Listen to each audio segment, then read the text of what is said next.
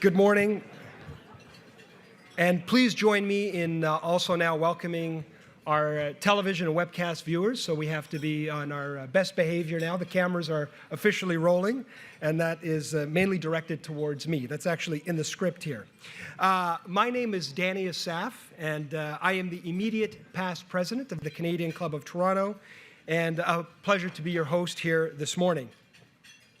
And we'd like to thank also MediaEvents.ca, Canada's online event space, and VVC for live streaming today's event.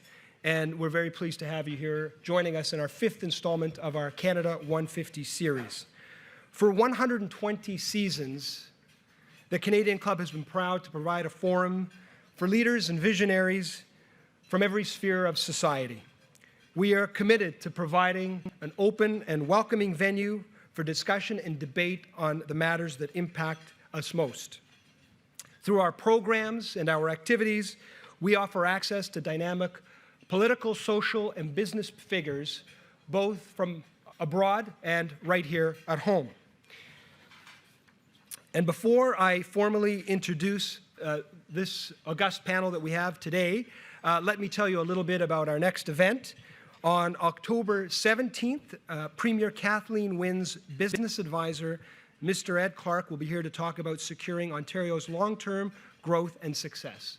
And to learn more about the club or order tickets, please visit us at www.canadianclub.org. And you can also join the conversation via Twitter and Instagram by following us at CDN, CLB, TO, or by using that hashtag.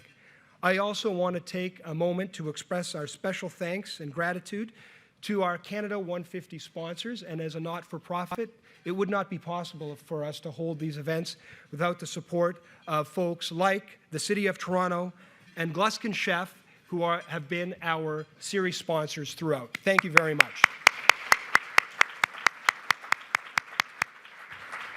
And also, of course, to my own firm, Torrey's LLP, for being our event sponsor today. So, thank you, guys. That's it. And I would also like to take a moment to recognize the youth and young leaders who are with us here today. And they are from the Monk School of Global Affairs. And if you could stand so we could recognize you. And they are sponsored by Mark Wiseman and Marcia Moffat. Welcome. Thank you. And also the young leaders from the Canadian Credit Union Association are here with us today, and they're sponsored by CCUA. Where are you? That youth and young leaders, thank you for joining us. Absolutely.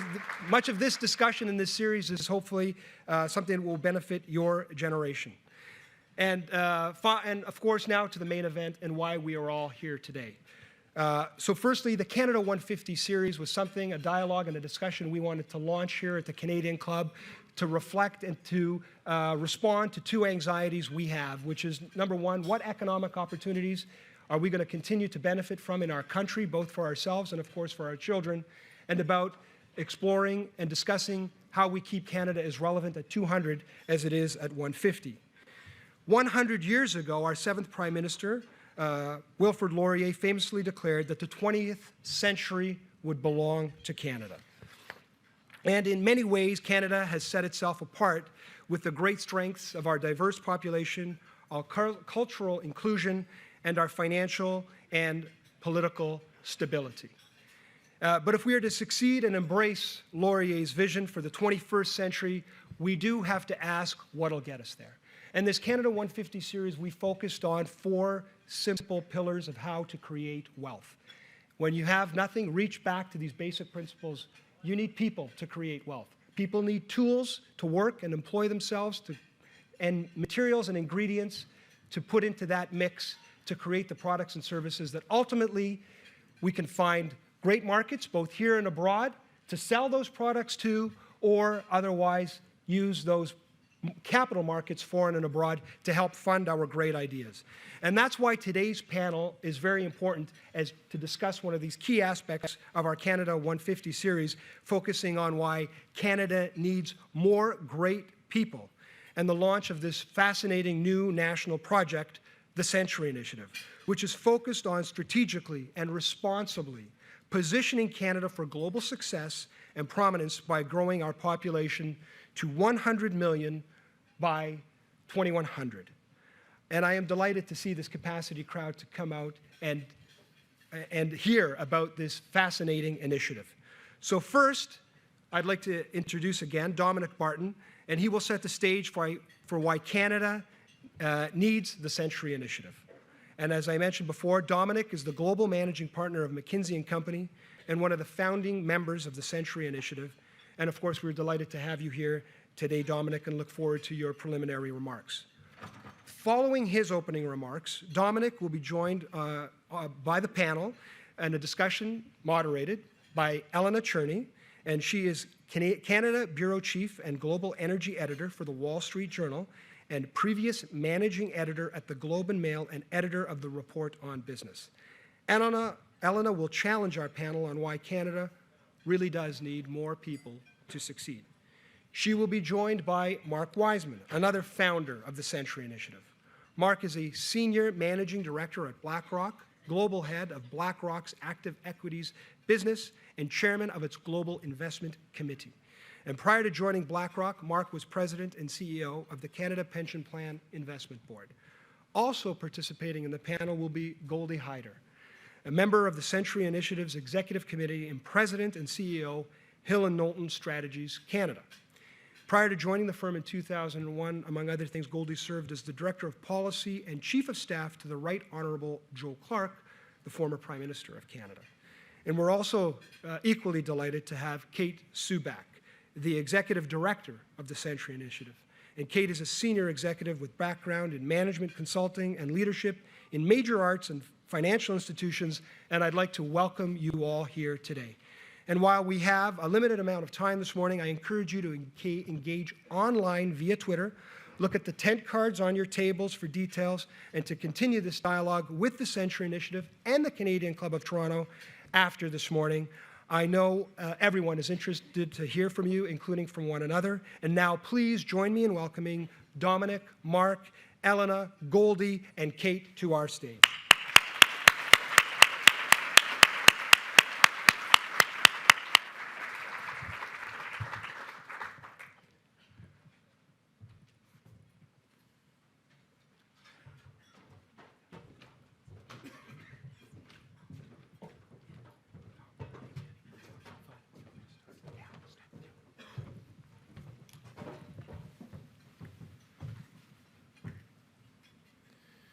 Well, thank you so much, Danny, for introducing us, and to the Canadian Club for hosting us this morning. What I wanted to do is just do a quick introduction. I hope it's just less than 10 minutes, and then so we can get into more of the substance with the panel, maybe more of the deeper questions about why, how does this work, and so forth. But just to give you a bit of the background, this initiative was really launched in 2011. It's a sort of a renegade group, not mandated by anyone, but sort of a group of people from outside Canada and inside Canada that just got together basically at a cottage saying, you know, the 150th anniversary is coming up. As Danny said, you know, Wilfrid Laurier said that the last century would be Canada's century. I think Canada did very well, but I don't think we can say it was our century. And so the view was, well, why can't we think about the next century? What we do. And there were all sorts of different crazy ideas about the Arctic and the boreal forest and all different things that we could do. And what we ended up honing in on was actually the Century Initiative, which is, again, the goal, in a sense, of having 100 million people by 2100. We're going to go into that. And it's not just about immigration. It's about helping encourage more Canadians who come here to continue to grow and play a broader part in the world. But we thought we needed to have a big, bold, long-term ambition to kind of drive things ahead. And the context for it basically was looking at, you know, what's happening in the rest of the world. Maybe the slides don't work because I think David Naylor is very worried I'm going to have 350 slides in 10 minutes, which is my usual. So I'm disciplining myself to have 5. But we did want to look in the context of having a big long-term ambition. What do we think is going on in the world? And our sense is, at least as we look out for the next 20 to 30 years, we're going to have some of the most disruptive times in at least a 300-year time frame, given all the changes that are going on. We're seeing a huge shift in economic power towards Asia and Africa, cities that are bigger than Canada today, Chongqing being one example, and we're just seeing massive growth on that side. So the economic order has certainly changed. We're seeing a tremendous change on the technology front that's challenging core assumptions of how business is done, how we interact, how governments work. And we're really only, as Larry Summers would say, I think in chapter 1 of a 100-chapter book. It's just, there is a massive amount of that's going on. We think that actually people are the scarce resource on that side. What technology is enabling is people to sort of, in a sense, multiply the capabilities. So people, talent, becomes a critical source of competitive advantage as we look ahead. And then we have a world that's also changing assumptions. We're moving from a sort of a right versus left to a keep out and stay in sort of a mode of the world. A lot of the basic assumptions of how the system is working is changing. And Canada, I think, is a relatively stable, inclusive place in that environment. How do we keep that and grow that in a world that's getting a little more polarized and crazy over time? We thought there's something about our diversity and culture that's a muscle or a strength that we want to drive. The fourth force, which is actually a challenge, it's a headwind for us, is a aging world as we look at it. We're going to see a much older world as we move ahead, and we think that actually those countries or parts of the world that have youth are going to be actually seen as having a competitive advantage. That's why personally I'm so keen on Africa's prospects over time. We may not think that's the case now, but having youth is going to be seen as a competitive advantage. And when we looked at Canada, we got worried because when you look at the demographics, we are a place that's aging in a very steadily increasing way. And it's going to have a significant effect on us, at least over the next 25 years, on our productivity and our GDP per capita as we move through it. That is the phase. We're going to move from we're going to have basically, one person over the age of 65 supported by 7 people to 1 to 4 in the next 30 years. From an OECD point of view, when you include Japan, Korea, other countries, we today are the most rapidly aging of the populations that are there. So we think we need to do something, and the status quo is not going to work. When you actually look at the demographics, and this is, I think, an animated slide, you'll see that we start to decrease over time in 20 years. And I think that we would end up at the level of about 46 million people. We'll have dropped out of the world's 50th largest populations. Again, we're not saying totally that size matters, but I think there is a notion of relevance. We would definitely drop out of the G20 in where we are. I think Burkina Faso would be more significant, at least in population, than we are. And so it's something that we should think about, but thinking about people and population is something that takes time to be able to drive it. You can't just flick the switch, and that's why we wanted to do this. What I just wanted to end with is also saying that we actually have experienced this in our past too. We were just talking before the breakfast about the period, I think you're saying 1910 to roughly 1914, I think it was, where we saw a very significant growth in our population, obviously off a smaller base, but I think on a global scale, our base is relatively small. And I think, it's been a source of advantage for us as we look ahead. So what we believe is that it's important that we think about this growth in terms of, how are we going to move it through? And there are basically 5 pillars that we think are important in this, and the panel will talk more about it. I have no idea where that slide is, so you just have to believe me when I talk about my panel. One more back? Okay, sorry, Mark. Mark's getting a little nervous there. Okay.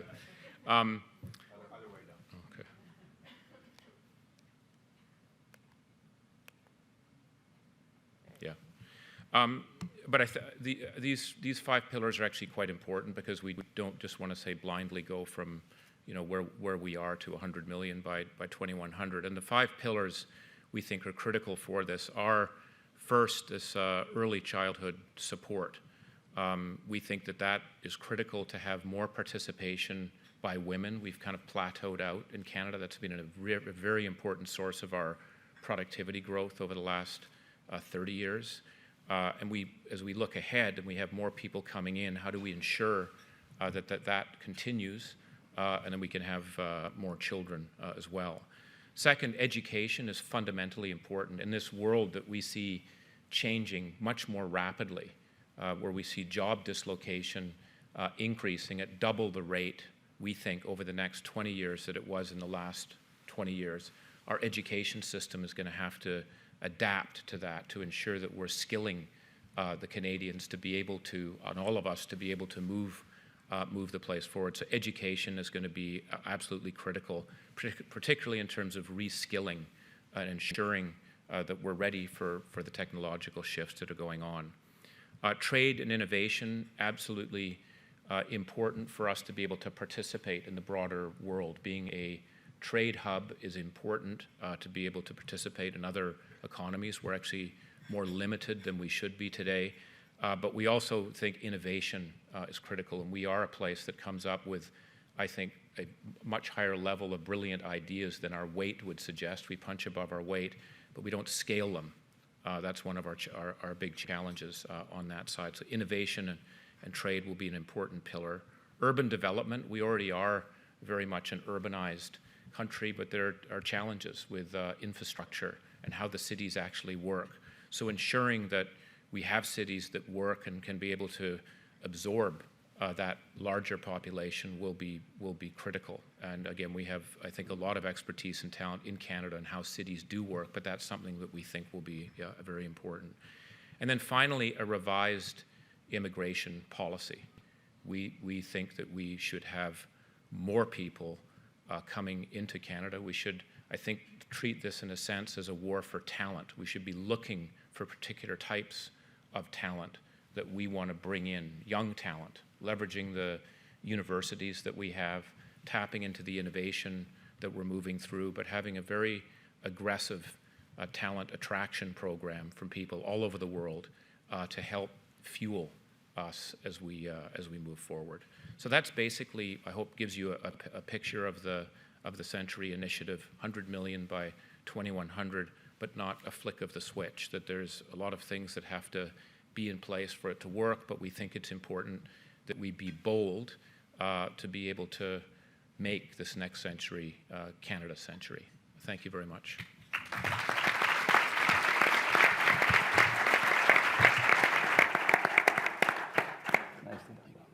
Thank you for setting the table and explaining the global context in particular. I want to better understand the Canadian case. So I like you called yourselves a renegade group. You're a renegade group with a cause, and you've chosen this one. Why does size matter so much? Let's go back to, does it matter if Canada's smaller than Burkina Faso? Mark, do you want to answer? Well, to me, it's more about realizing the promise of Canada and the act of nation building. I'm less concerned by whether we can be Denmark or Switzerland. My question is, what do we need to do to be the best that Canada can be? We are graced with the landmass that we have, the water that we have, the capabilities that we have, the country with whom we share a border. And there are a lot of advantages to that, but they need to be seized. When Dom talked about Laurier and the great claim that Canada's going to own the 21st century, well, it didn't happen, let's be honest. And the reason it didn't happen, there wasn't a plan. You have to have a plan, and you have to have some goals and some objectives and some measurables as to how you're going to get there. And to me, as Dom said, the future is about human resources. It is about a war on talent. I've been to many places in the world, and when I go where I'm born in India, for the longest time, people used to ask me how to immigrate to Canada. The last few trips, they've asked me, when are you moving home? And it really struck me as the assumptions that we make about everybody's just dying to get in. It's not the case. We need to build a case as to why Canada, and we have to recognize the demographics in Canada do not support the idea of a shrinking population, that there is risk for our future if we go down that path. Okay, so, Yeah, I just want to add to that and say, you know, as Goldy said, it's not about so much the destination as is the voyage to get there, and that's why the pillars that Dom described are so important.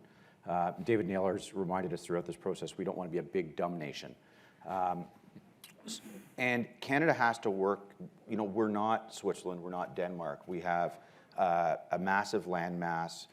We share the border with the largest economy in the world. And so we have to create a strategy for Canada that will allow Canada and Canadians to prosper. And in our view, even, you know, as Dominic described, looking at history, our history has shown that population growth has been a big part of our economic advantage. And so how do we continue to do that? How do we play on the strengths that Canada has, not only our natural endowed strengths, but also our strengths of having an open democracy, our strengths of being a pluralistic society, to go out and win that war on talent, and at the same time, very, very importantly, drive not just GDP, but GDP per capita by recognizing, first of all, that we can get economies from scale. It's very hard to get scale in this country. Again, Dom mentioned that, but it's a major issue. And also recognizing the demographic trend we're in today, and, you know, coming out of the pension business, you know, I know a little bit about it, in that our aging population is going to become such a massive drain. You know, healthcare costs without a larger population, this is what the Conference Board report that came out yesterday, it will be 40% of all government spending. 40% will be to supporting people, by and large, in the last 6 months of their life. We need a larger population, and the right type of larger population to support that so that we can drive per capita GDP growth. So we're not Denmark, we're not Switzerland. We have to build a strategy that fits us.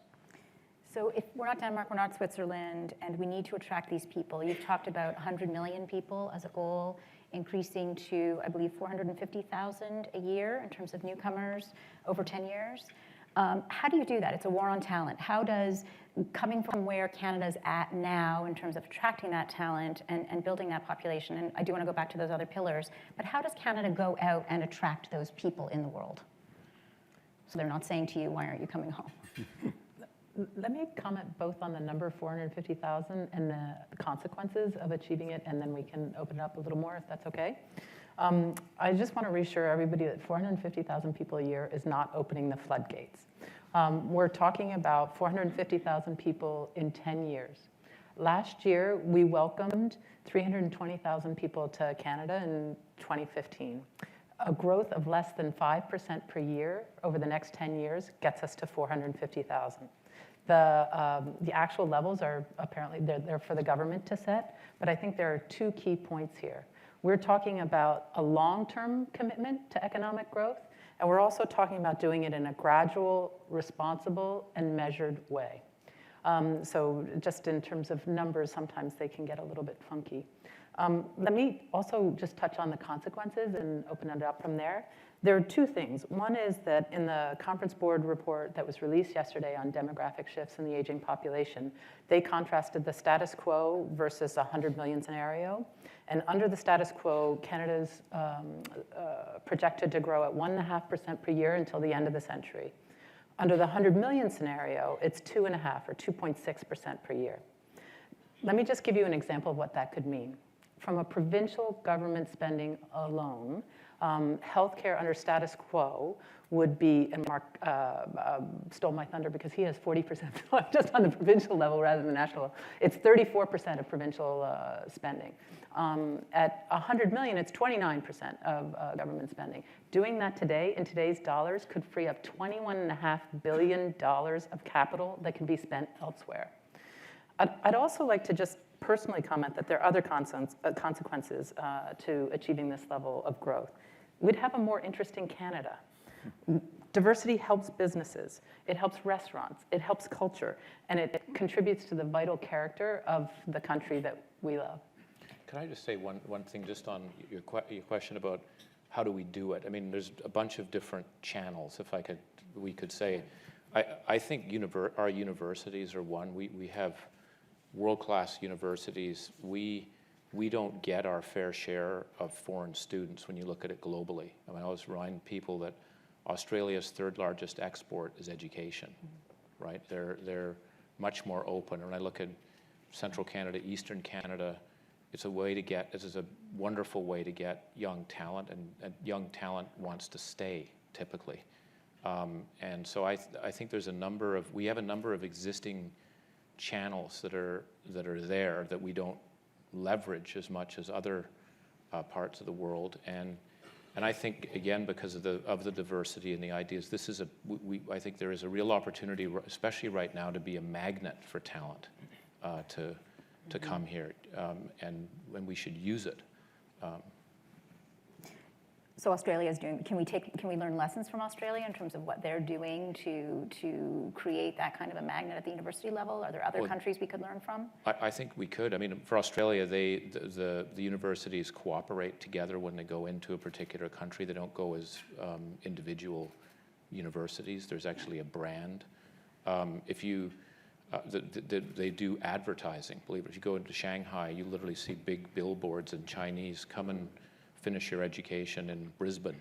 You know, people don't know where that is, but it sounds exotic, and it's up there, and there's a sense in their equivalent of their foreign direct investment. They have a broader view of it, which is not just about capital, it's people. We need people for innovation, so they're quite targeted. You see, it's not only in Asia, you see them also in Europe and Spain. We have some of the best sort of mathematicians in the world being generated in some of the universities in Spain, which people don't know about that.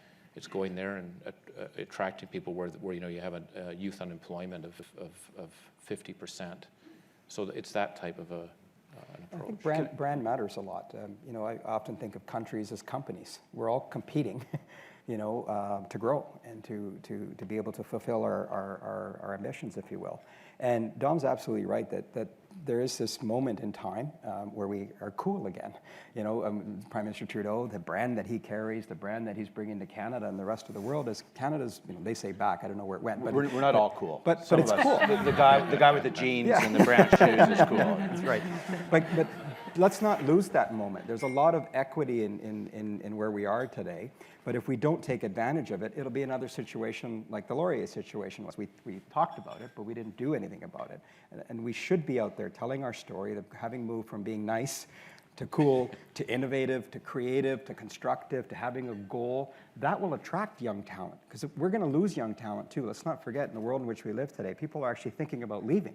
So you have to have a balance in who's coming and who's going as well. And can I just jump in? And I want to, the one thing I want to say, it's a virtuous circle, because part of what we're talking about, the Century Initiative, is not obviously immigration is an incredibly important pillar, but this is not immigration driven. The goal is achieved through a whole bunch of means. And again, let me explain why I think it's a virtuous circle. Fertility rate today in this country is 1.55. That's 1.55 children per woman in the country. You can do the math of what that does in the long run if you can keep compounding at that rate of fertility. One of the things we believe we need to do is put in place, and it's our first pillar, is early childhood support. Not only so that we can energize the workforce by getting higher workforce participation, particularly by women, but also making it easier for people who choose to have families. And we don't have to look for the example of that. We actually don't have to go very far. We can go to Quebec and look at we need a national daycare strategy in this country. We need it to support our economy. It makes good economic sense, and that's shown some results in early days in Quebec. And if we were able to expand a program like that across the country, what does that then do? In my view, it then attracts more highly qualified people to come to Canada, because they know they can get from our country the type of support they need, whether it's early childhood support, whether it's the educational resources that Dom was talking about, or whether it is an urban environment that can allow them to thrive efficiently and sustainably. So all of it ties together, in my view, and feeds off itself if you get it right. What is the breakdown? If you're talking about 100 million and going to, what was the number, 2%? A 2% increase rather than in total? The relevant number that we've been using as a benchmark is that our long-term goal is 1.3% of the population in terms of an annual growth rate. Okay, so what percentage of that, what's the breakdown between an increase in fertility among Canadians and a greater influx of newcomers, of immigrants? I'd love to just say that we've, if you've run the numbers, and I have, that they're very sensitive to fertility rates. There's no doubt about it. We're not trying to legislate fertility, but if people want to have more children, good point. Thank God I'm the woman that said that, okay? That's all I can say. We'll go with that. We just want people to have the choice or the economic choices available to them to have the family size that they want. So I think women, maternity leave, childcare, it's complicated, and I'd love to just step back for a minute and make a comment, which is in the last 50 years, a third of Canada's economic growth has come from women entering the workforce. That's pretty awesome. At 76% of the workforce, we're the highest in the OECD. We need to do everything we can to support women, to support families, and to support their choices.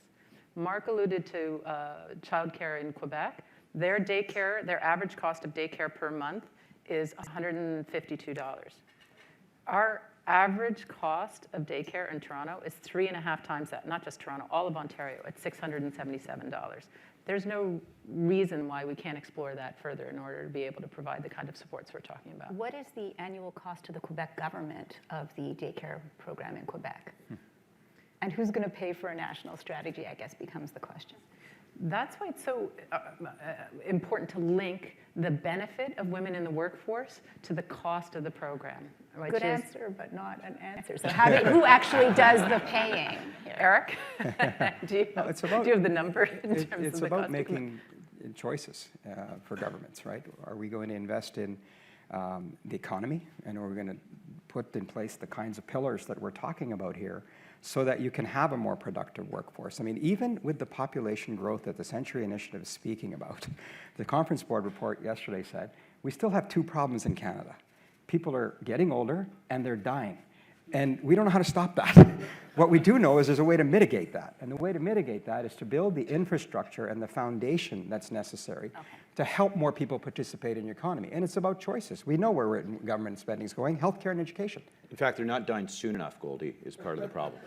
So maybe we should stay away from legislating fertility and end of life. But if you want to stay away from those areas, maybe we should go back to immigration for a second and talk about, so Canada, I think, already has the highest rate of immigration per capita in the OECD. Is that right? Or in the G20? Sorry, in the G20.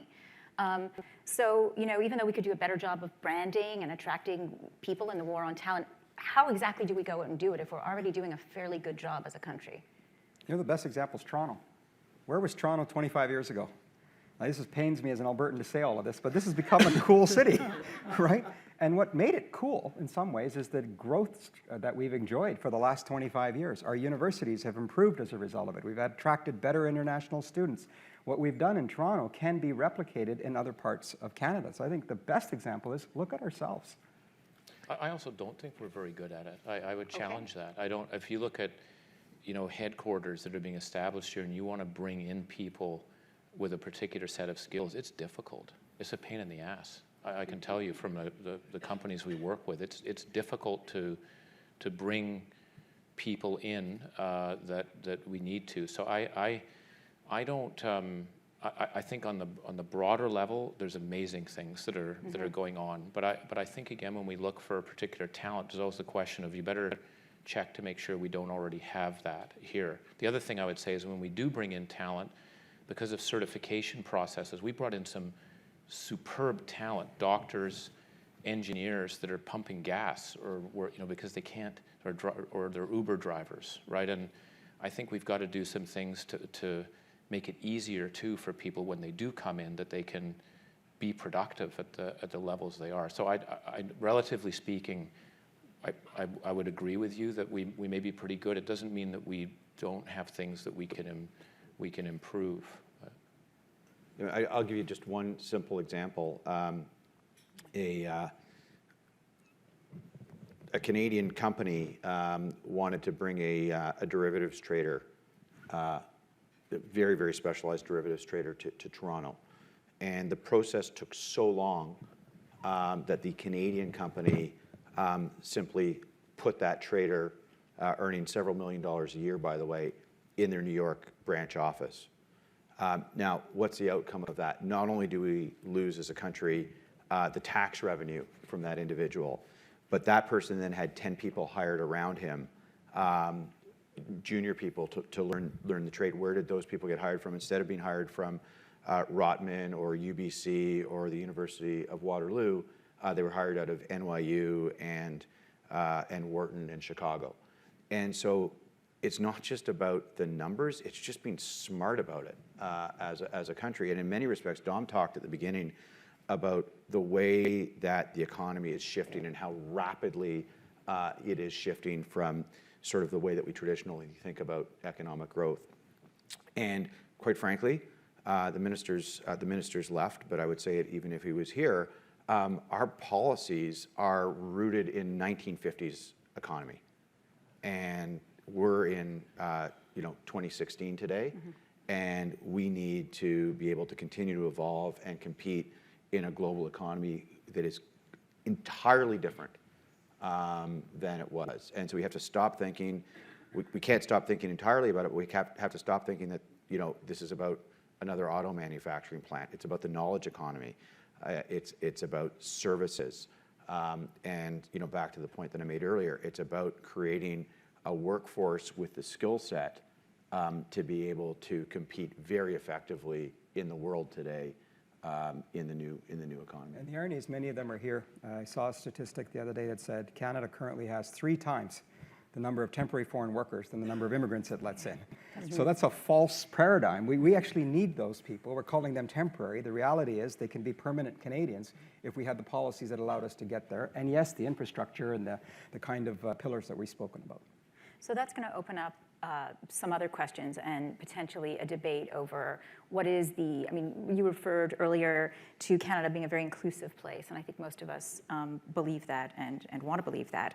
But immigration can be divisive. We've seen that elsewhere in Brexit and in the Trump movement. Does Canada risk facing a backlash or facing schisms over immigration if the numbers increase more substantially? I definitely think it's a risk, and we shouldn't take that diversity or the fact that we are relatively more open than anyone else for granted.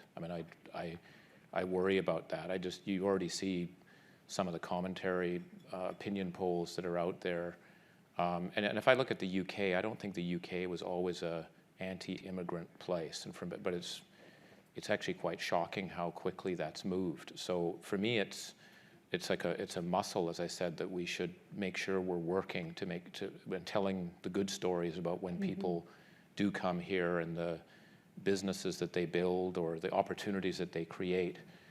We better work it hard, because I agree. I think immigrants are very good scapegoats for problems, and that's why I think when we think too about the growth model, this notion of more inclusive growth, making sure we have the skill programs so that people get the jobs across the system will be very important. Otherwise, we could lose it. So but I don't think that should stop us from being ambitious. I'd rather say let's go for it. Let's go for it here, and then make sure we're working and recognizing that can be a reality. And then what are the things we do to try and make sure that people recognize that that's a benefit. I think what's coolest for me about this exercise, not only as an immigrant but as a Muslim Canadian, is that we're taking on the headwinds that are currently being debated in our country, never mind the United States. We like to point to the others. We're having that debate here. And there are a lot of people, immigrants included, who are aligning up with the other side. We're saying, yeah, you know what, enough, we're good enough, it's all good enough, we can settle here, we don't have to do anymore. And so I'm really excited at the idea of taking on those headwinds to say, well, first of all, this is probably the most unselfish project I'll be involved in my life. I'll be dead in 83 years. I won't know whether it's worked out. Maybe not. Yeah, maybe not. Maybe not. It depends on how much we spend on healthcare. But 83 years from now, I hope people look back and say, you know what those folks back in 2016 did is actually set us on a path to continue to be relevant and to realize our potential, to have a say in the world. Because we have been punching above our weight class, but we can't take that for granted, nor can we assume that just because people are immigrants, that they're for immigration. I would argue that some of the strongest opponents when the Syrian refugees came were immigrants, saying, I don't know, we can't be sure, and I had to line up for 3 years, why did they get in right away? So we cannot assume any of these things, and I think what's great about this is that we're triggering off a dialogue, a conversation that will get us to, we hope, a goal where Canada can look back and say, this was a seminal moment, and thank you for doing what you've done. And I think the other point, I think Kate jump in, but the other point is, this is really a long-term problem, but if we don't start now, it's going to be too late. And so this really isn't about increasing immigration next year or letting in Syrians or the next group of people. This is really about thinking long-term about a national strategy. And you just have to look at Japan, which is, as you all know, is rapidly depopulating. They are beyond the tipping point. There is nothing that they can do to reverse that trend today. Absolutely nothing. We can see the pattern. We have the benefit of being able to see the pattern, and if we act now, we know we can reverse the trend. But we have to work hard now to set in place the cure for the disease of depopulation, essentially, of the country. So this isn't going to have an impact, as Goldy says, in the next few years. This is a project, this is an initiative, as we say, that will change the country by the year 2100.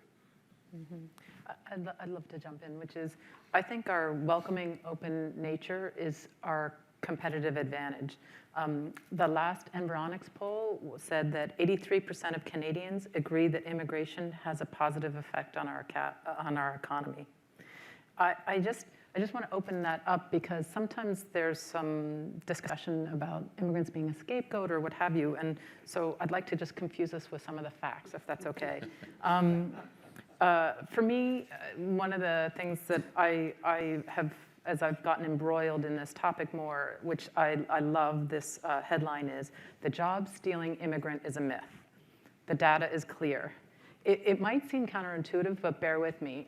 Immigrants not only increase the supply of labor, but they increase the demand for it. They rent apartments, they buy food, they need furniture, they have to get to work.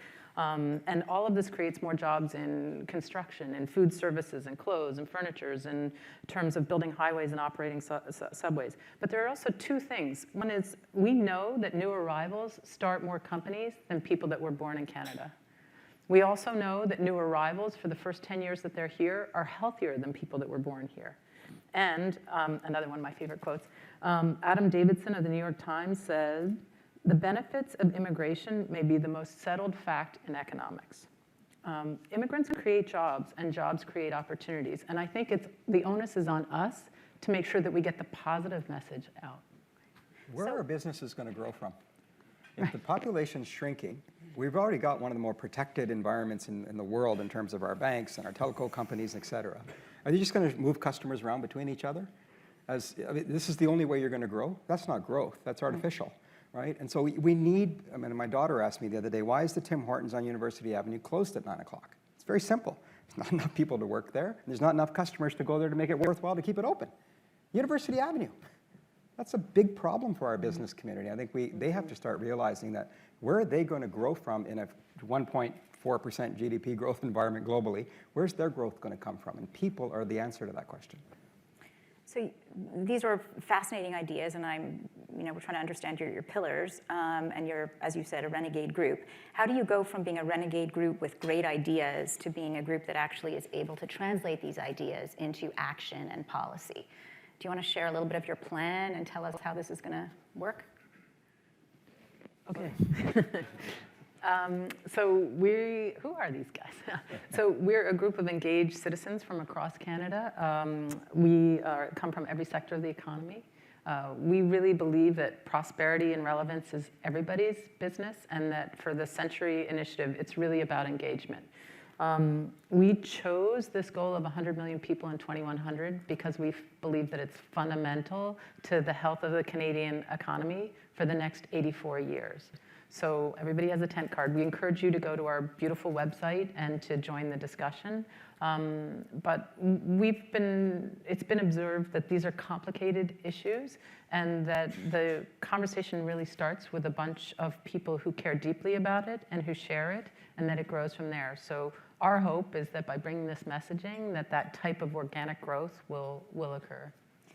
Can we be more specific? We only have 3.5 minutes left. So, I mean, how do you actually, we have a very complicated, as we know, whether it's federal government, some of these issues are provincial jurisdiction, as we talked about. How do you actually make change happen?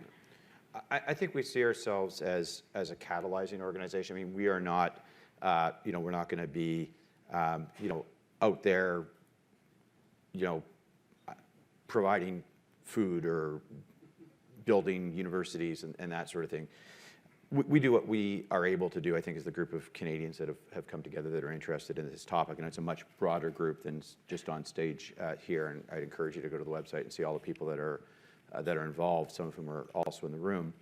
But we see ourselves as having an ability to catalyze these discussions and catalyze, importantly, action. So we're not going to be the doers in this, but we want to help support all of those pillars. So just take one example, on urban development. We want to get Canadians thinking bigger, thinking more about the importance of urban development. And so we think, given who we are, that we can help catalyze that discussion and catalyze action. So we've been working, for example, with Naheed Nenshi and some of the things he's done in Calgary in terms of building that city and making that city more livable, more efficient for citizens. So that's what we think we can do. We're not policymakers, we're not politicians, but we think we are able to bring together a cross-section of people, a cross-section of other organizations that can work to build each of those pillars to deliver the goal. And we will advocate. I think the very first thing we've done here today is introduce a problem that most Canadians probably haven't thought very much about. We're busy going about our lives. And to say that this movie called Canada can have a bad ending if we don't change the plot and start looking at where we're going in the future is an important part of this contribution. It's just to create the dialogue. But when you look at our pillars, it is about advocacy. It is about forcing municipal governments, provincial governments, federal governments to work together, to allow for pilot projects, to use incubator programs, to do things to figure out what works, what doesn't work. Because as I said, it's the life of this project. So over 83 years, different governments will come, different policies will occur. It's not like we're saying this is the only way of doing it. But you have to advocate for those changes, and you have to make sure that in a government situation where there's so many priorities, that these pillars emerge at the top, top 5, top 10 things that they're going to be dealing with. Maybe Elena want to try and be even more specific. I do think that given the people that first of all, we self-fund ourselves to do it. And I think there's more work to be done on the idea, like the per capita growth, making sure we're clear about how that works. There's work to be done, and leveraging, we're not going to do it. Let's get other research organizations, but we'll pay for it. We will fund it and do it. So the idea needs to be deepened. We'll do that. Secondly, the membership of the group involved, universities. There's things we can do. We need to get universities to go out there and advocate whatever we can to bring in more foreign students. And there's a group of us that are very passionate about doing that. I think in any roles that we're playing in different areas, if I think about growth for Canada, population growth is an important factor in that. We're not going to take the Century Initiative as the specific idea, but the idea that we need more people for productivity growth, we can put that on the table. So there are various different ways that we want to try and bring it to bear in all the different elements of it and working with other people. But it's also, we recognize too, it's as I said, a renegade, ramble, crazy group when I look at people like this at the table. So we have to realize what we can do and not do. But I think that there are things we can do individually, and let's just go for it and not make it a barrier. And hopefully other people will come in and they'll say, I don't like that idea, but I like this. I'd like to get involved there. That's probably not a very comprehensive answer, but I think that's a great last word on an 84-year project. So you have some time left to work on this. And I'll turn the stage back to the Canadian Club for closing remarks. thank you. Thank you.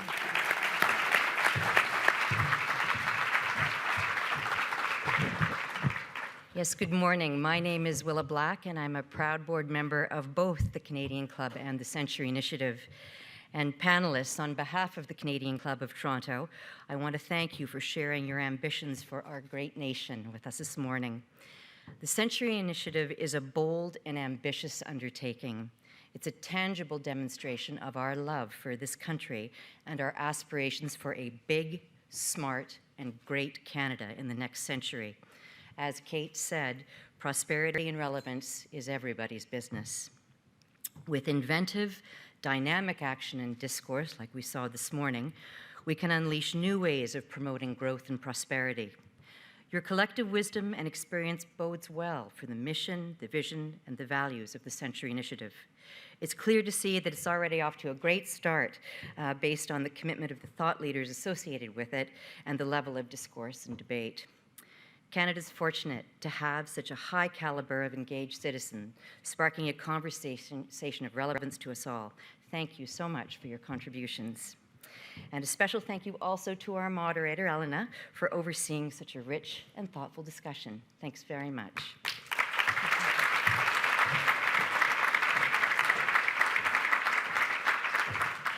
So very quickly, my job is to wrap this up and to say thank you again and to echo Willa's remarks, and also to take a moment to thank our sponsors again, Gluskin Chef, the City of Toronto, Tories, and of course Air Canada, our season sponsor, our official airline sponsor. Thank you. Now, in hearing the discussion in closing, it's not my place, but I was just thinking of a tagline for you guys. I've somehow come to make Canada great again. Have you thought of that? I got some, I don't know, caps, something like that. Mark, I got a cap guy, if you want. I got a cap guy for sure. But in all seriousness, what this image conjures up is a big, beautiful country, technologically advanced, like this new 380, cutting edge. And what we need is one more huge, big engine to launch it into this Laurier's vision, the 21st century being Canada's century for sure. And I started this meeting by flubbing a word with E, but I have one more that starts with E that I want to highlight today, which is no equal. And there is no doubt with the leadership and the vision of you and what the Century Initiative is proposing, that Canada will continue to have no equal among the global nations of this world in the 21st century. Thank you very much. This meeting is now adjourned.